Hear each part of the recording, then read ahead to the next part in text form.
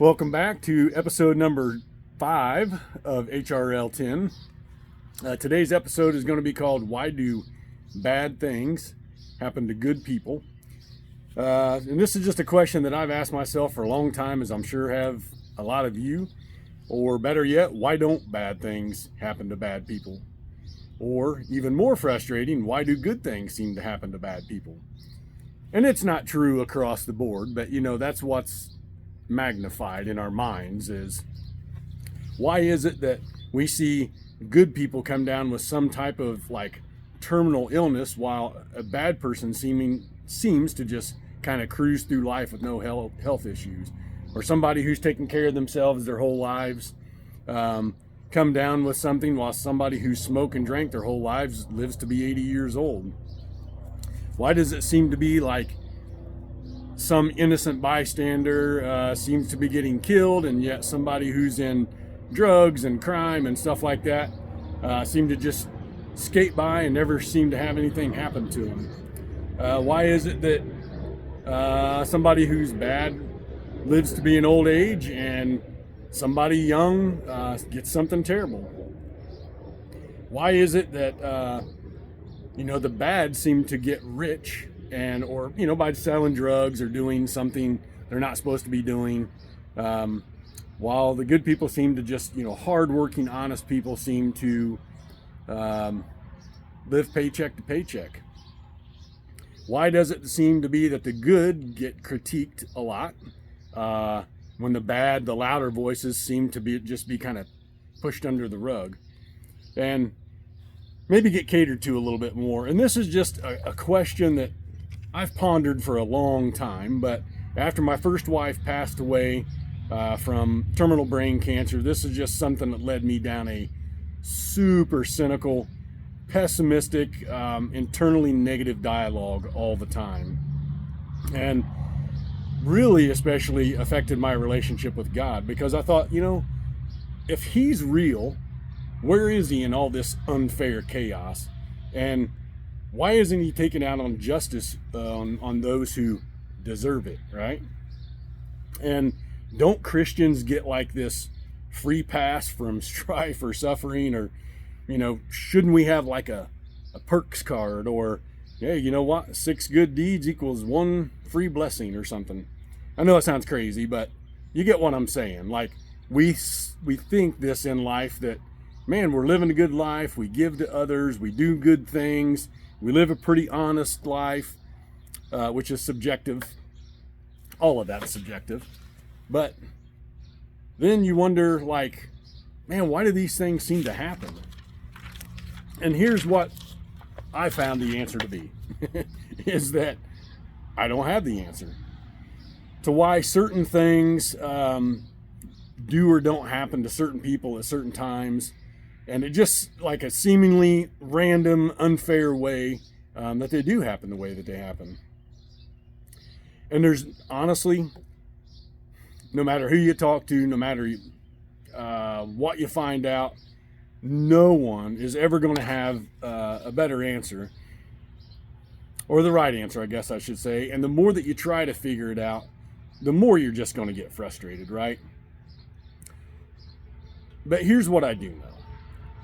You, me, us, the only thing that we really have control over is one thing, and that's the way that we act to it, right?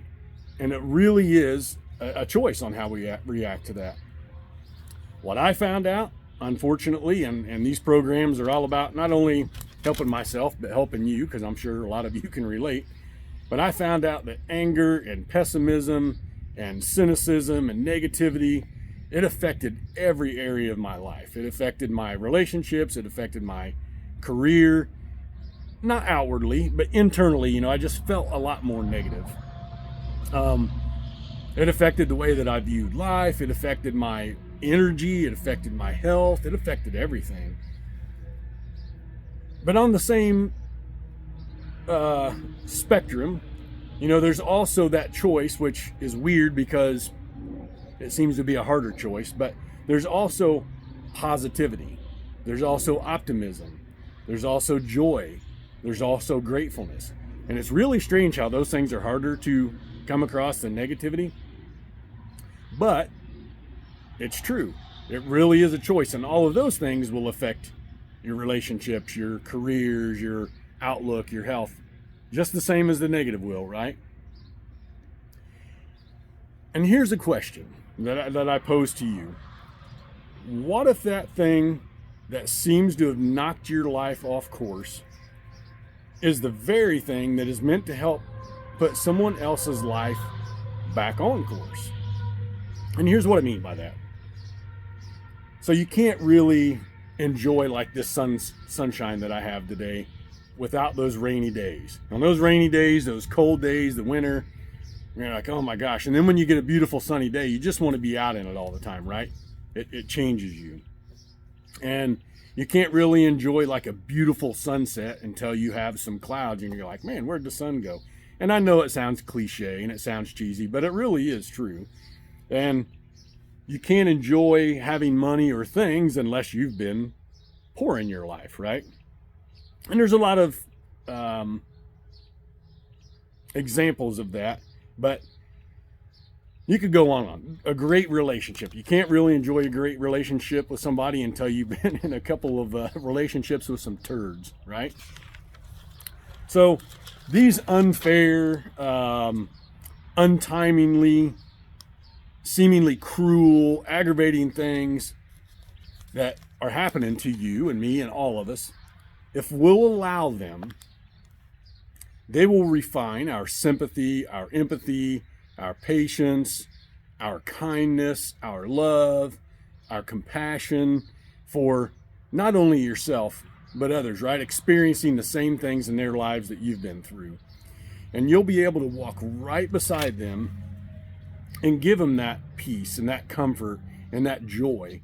But maybe not getting them, maybe not giving them the immediate peace that they want and joy, but at least the comfort of knowing that what they're going through, somebody has experienced before. And when you walk right up along somebody and say, hey, brother, or hey, sister, I know exactly what you're going through, man, that just gives them some peace, because when those things do happen to you, you internalize it like, man, something is wrong. There's something wrong with me all the time. And then that just leads to more negativity. It leads to more internalizing, which isn't good for anybody, right? And listen, the ultimate why do bad things happen to good people story is found in Jesus. I mean, look at him in his time here. He was only 33 years old when he was crucified, but he healed the sick. He made the blind see. He made the lame walk. He brought the dead back to life. And what happened to him? He was crucified because of it, right? So if bad things can happen to Jesus, bad things are going to happen to you. But it's all about how we internalize it for an opportunity for growth, or as my son would say, everything is either a lesson or it's a blessing, right? And that's a good way to look at it. It's not easy. I'm not saying that at all, but at least it's a good way to look at it. And I promised I would start making these videos a little bit shorter, so I'm going to stop this one right here with hopefully some good nuggets that you got from that, and just leave you with this Bible verse, okay? And it's John 16:33. And it's, I have told you these things, that in me you will have peace. In this world you will have troubles. He promises that. But take heart, for I have overcome the world. Okay, hopefully you got something from this episode. Go out and be somebody's hope and love today. Love you all.